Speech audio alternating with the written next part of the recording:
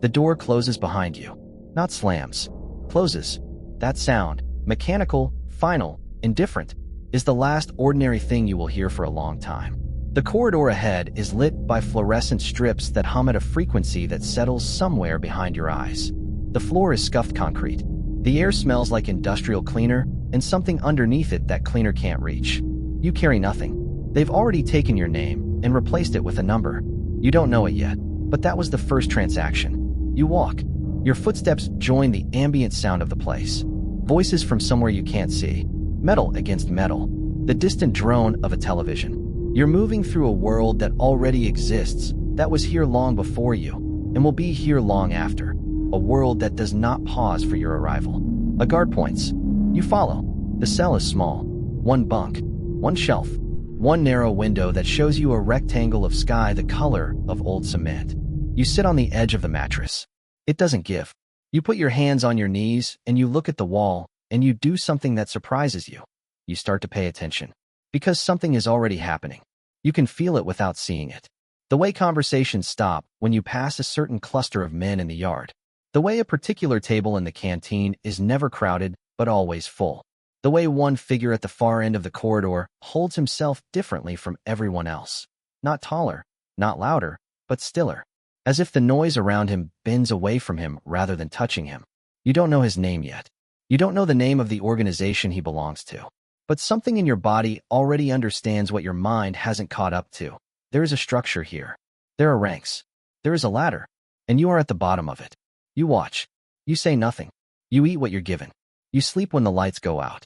But before they do, in the last thin strip of gray light from that rectangle of sky, you catch the eyes of the man from the corridor. He doesn't look away. Neither do you. If you're new here, this is the kind of story we tell. Hit that subscribe button before we go any further. You're going to want to see where this goes. The first lesson of prison is not about violence. It's about observation. You learn this in the first week. You learn it by watching what happens to the men who didn't learn it. The one who sat at the wrong table on his third day. The one who made eye contact with the wrong person during count. Small mistakes. Enormous consequences. The rules here are not posted anywhere. They are not explained. They are demonstrated. Once, and then they are assumed to be understood. You understand them. You are approached on the seventh day. Not by the man from the corridor. By someone younger, quieter, a runner. Someone whose job is to find out what you are before the organization commits anything to you. He sits next to you in the yard. He doesn't introduce himself. He says one word. Chess. It is not a question about chess. You say yes. What follows is a series of small tests that you recognize only in hindsight. A message passed. A package moved from one place to another inside your jacket without your knowing what's inside. An instruction delivered in the middle of an ordinary conversation. So embedded in small talk that only attention saves you from missing it.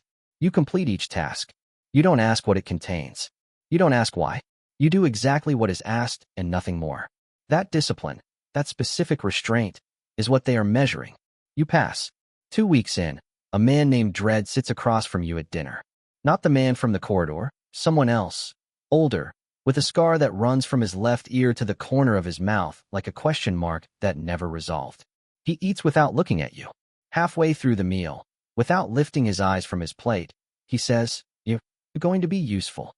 Not welcome. Not you're in. Not anything warm. Useful. Something tightens in your chest. Not fear. Something adjacent to pride, which is worse. Because you understand in that moment that useful is the only currency here. You are not a person in this world. Not yet. You are a resource. Something to be deployed. Whether you become more than that depends entirely on what you do next, and the organization is watching every move with patience you have not yet learned to imitate. You eat your meal. You say nothing. You feel the geometry of the room shift slightly around you, like a door has opened to a hallway you didn't know existed. You are an initiate now. The hallway is dark, but you walk into it anyway. 3 months in, and your hands have changed. Not visibly. The change is in how they rest, in how quickly they close. You catch yourself calculating sight lines in every room you enter, where the exits are, who is standing closest to them, what the weight of the air feels like when something is about to happen. This is not paranoia. This is the job. You are a soldier now. The word sounds like something, but the reality is labor. You move things. You relay information through a chain that stretches from this yard to addresses outside these walls that you will never visit. You stand in positions, corners of the yard, ends of corridors, the edge of the canteen. That means something to the structure even when they look like nothing to the guards. Presence is the work. Availability is the work. Being exactly where you're supposed to be, every time, without needing to be asked. You don't question orders. Not because you're afraid. Because you've seen what happens to the ones who do. Not violence, something worse. They become invisible.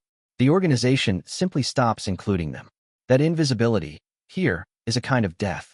One afternoon, Dredd finds you in the yard. He sits. He watches the perimeter. He says, without looking at you, "There's a man in Block C. He's been talking. You're going to let him know that we know." You let him know. The conversation takes 45 seconds. You don't raise your voice. You don't touch him. You simply stand close enough and speak quietly enough that the message lands at a frequency no one near you can pick up. The man in Block C goes pale. He nods.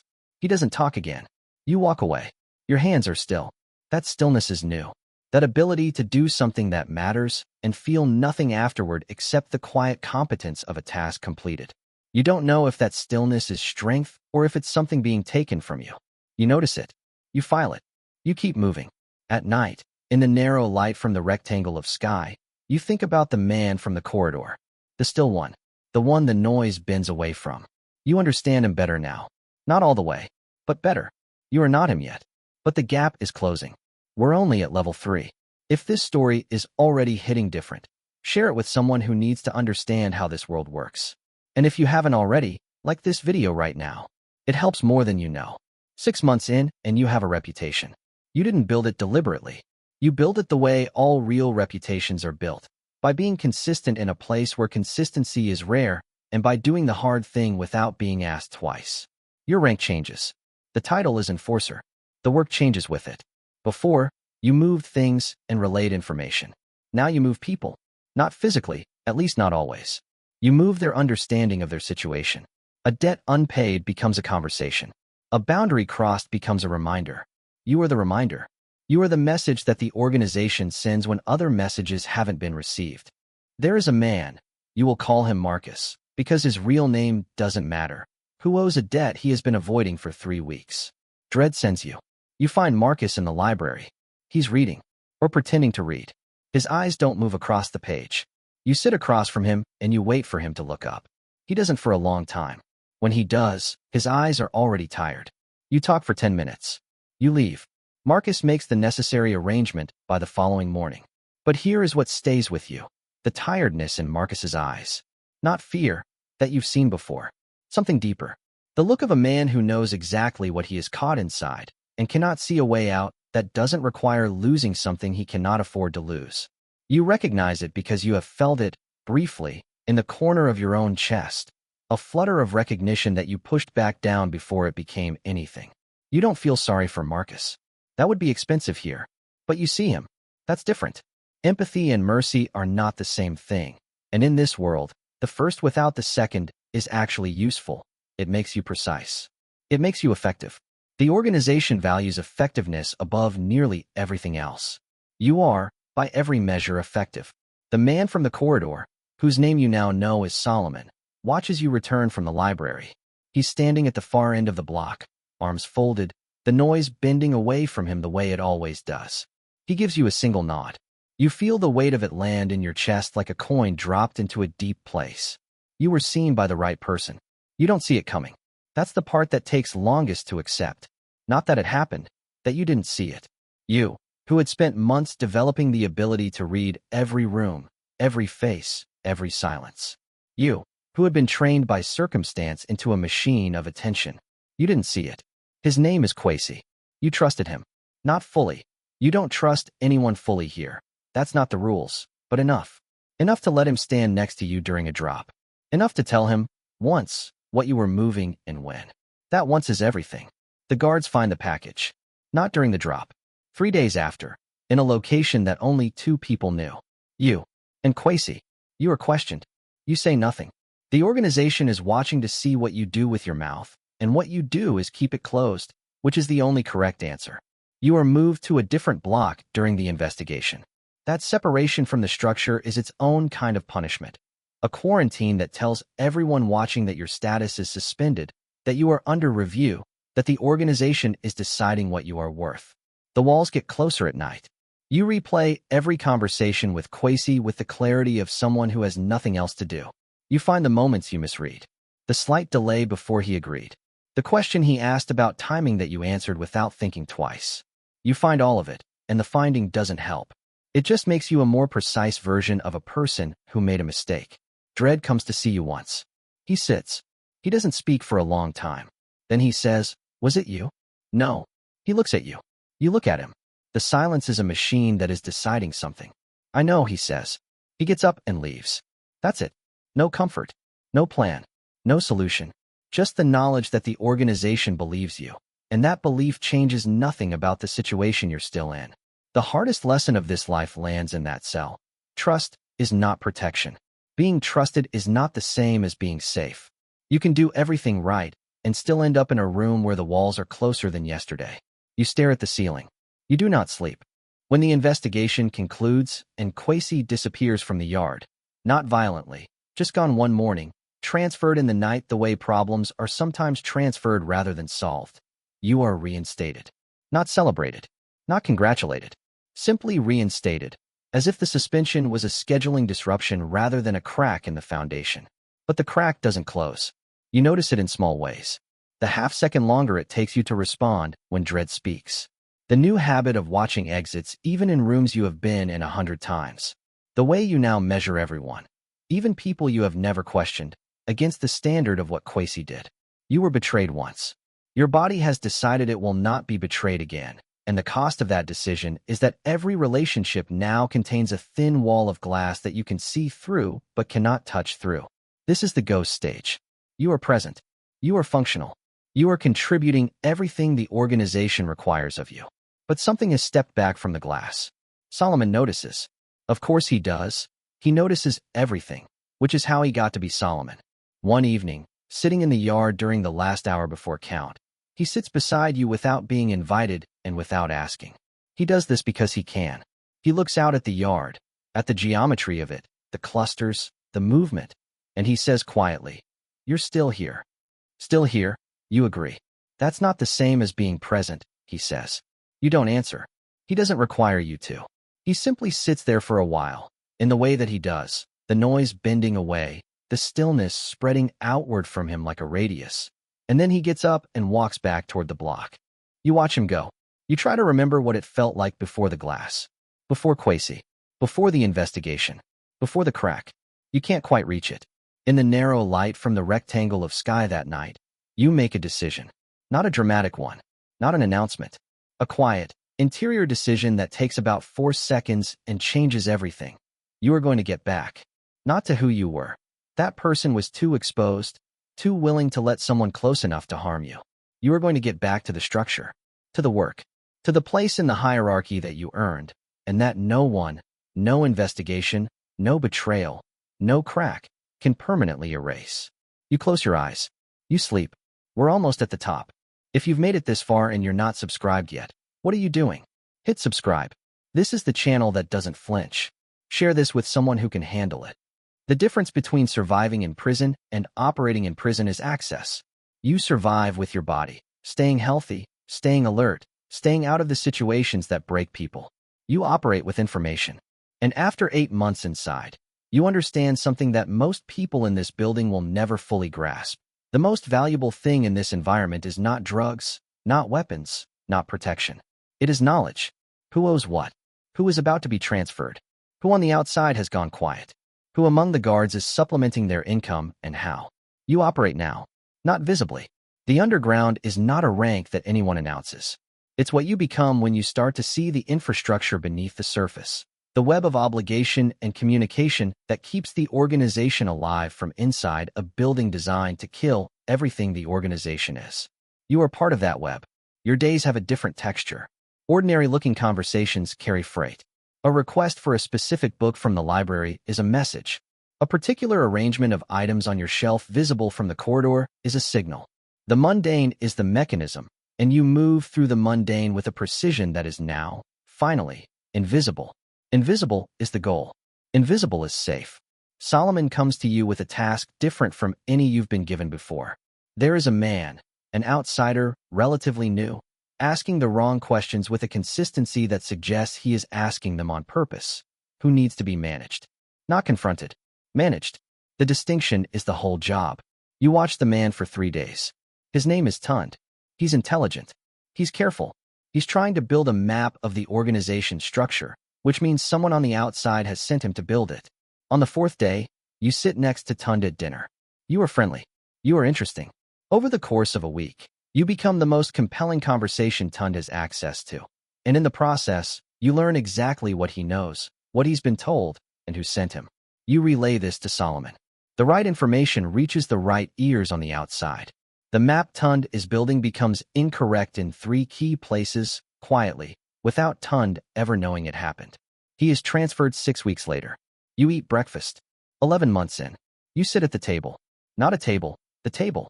The one that was never crowded but always full. The one you noticed on your first day and understood without being told. You sit at it now, not because anyone moved aside to make room, but because the room has been reorganized. Transfers, releases, consequences, and the architecture of power has shifted, and when it's settled, you were in it. Solomon is across from you. He is eating slowly, methodically, the way he does everything. He doesn't look up. He says, "You know what this is." You do. It is not a celebration. It is a transfer of weight. Every rank you climbed added responsibility. This one adds visibility. The organization is not a company with org charts. There is no ceremony. There is only the moment when the men who were above you are no longer above you, and the men below you begin to look up with the same expression you once wore, the one that is not quite hope and not quite calculation, but somewhere exactly between them. You think about the first day, the door closing, the number replacing your name, the rectangle of sky. You have come a long distance from that. But here is what you understand now that you could not have understood then. Every rank is not a reward. Every rank is a new kind of exposure.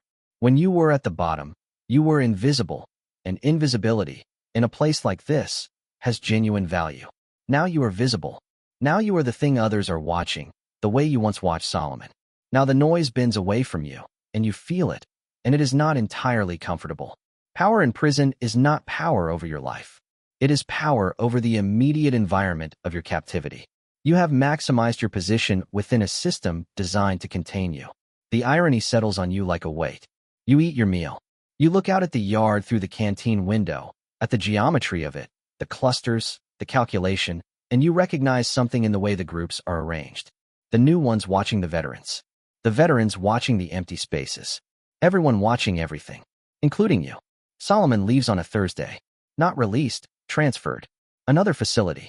He gets up from the table one morning, carries his few possessions in a plastic bag, walks through the block without making a production of it, and stops for 3 seconds in front of you on his way out.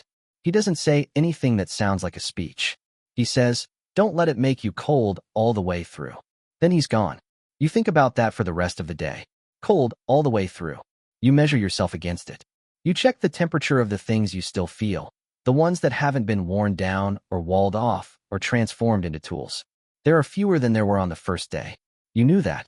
But hearing it named by someone who watched the whole process, who watched you go from the new man at the edge of the corridor to the person at the table, makes it real in a different way. The weeks after Solomon's transfer are the heaviest of your time here. Not because of anything specific, because of the weight of the specific. You are responsible now, not just for your own survival, which was its own full-time occupation, but for the decisions that shape other men's days. A wrong call from you has consequences you will have to watch unfold in the same building. There is no distance. You eat in the same room as the results of your decisions. One night, 3 weeks after Solomon leaves, you wake at 2 in the morning. The block is its own sound, breathing, the restless noise of 100 people held in place. And you lie in the dark and you count the things you have. A position, a reputation, a layer of protection that most men here never reach. A relative clarity about how this world works and how to navigate it. Then you count what you don't have. The list is different from what you expected. It is not about material things. It is about texture, the ability to go somewhere without calculating it first. A conversation that contains nothing except the conversation. Sleep that is not also preparation for tomorrow. Small things. Enormously expensive. The rectangle of sky is dark at 2 in the morning, just black, and the occasional sound of wind you cannot feel. You ask yourself the question that Solomon never asked and that you have been avoiding since day one. What are you building this for? You don't have an answer. That absence of an answer, of a destination, of a thing this was all supposed to be toward, sits in your chest heavier than any decision you have made inside these walls. Year 1 ends. Not with a ceremony. Not with a revelation. With a morning like other mornings. The fluorescent hum, the metallic clang, the smell that cleaner cannot reach. You wake up. You perform the calculation that your body has been performing every morning for 12 months. The yard, the table, the organization, the day. The calculation runs in seconds now. You don't notice doing it anymore. That is either efficiency or loss. You are no longer sure which. You go to the yard. You sit. You watch the new ones. The men who arrived this week with the same expression you wore on the first day, the one that tries to look like it isn't afraid. You watch them notice the table. You watch their bodies start the same calibration yours started. You watch the whole machine begin again. And you understand, fully, for the first time, this is not a ladder you climbed. This is a cycle you entered. The men who held these positions before you did exactly what you did. Watched, listened, moved carefully, earned rank, paid cost. Some of them are still here. Most are somewhere else. A few simply don't have a somewhere else anymore. The cycle did not care about any of them in particular.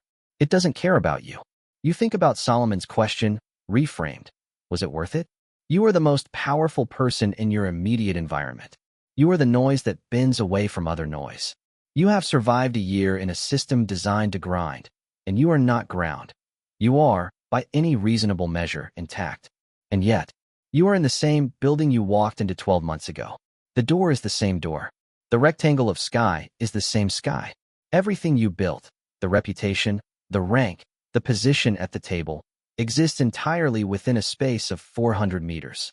Everything you have maximized is contained. The power is real. The cage is also real. They are the same thing. This is the truth that the new men by the gate have not learned yet. That you can master a world and still be held by it. That climbing to the top of a structure does not change the structure. That the most organized hierarchy here, the most complex system of rank and loyalty and consequence, all of it exists inside walls. The walls don't care about rank. You look out at the yard, the clusters, the geometry, the calculation moving constantly under the surface of what looks, from the outside, like men simply standing in the sun. You know what it is. You know all of it now. And knowing everything, knowing every layer, every mechanism, every cost, doesn't make the rectangle of sky any wider. It just makes you the most informed person looking at it. The cycle continues. If this story hit you somewhere real, that's by design. That's what this channel does. Subscribe right now so you don't miss the next one. Like this video, it takes 1 second, and it means everything to an independent creator. And share this with someone who thinks prison is simple. Show them the architecture. I'll see you in the next one.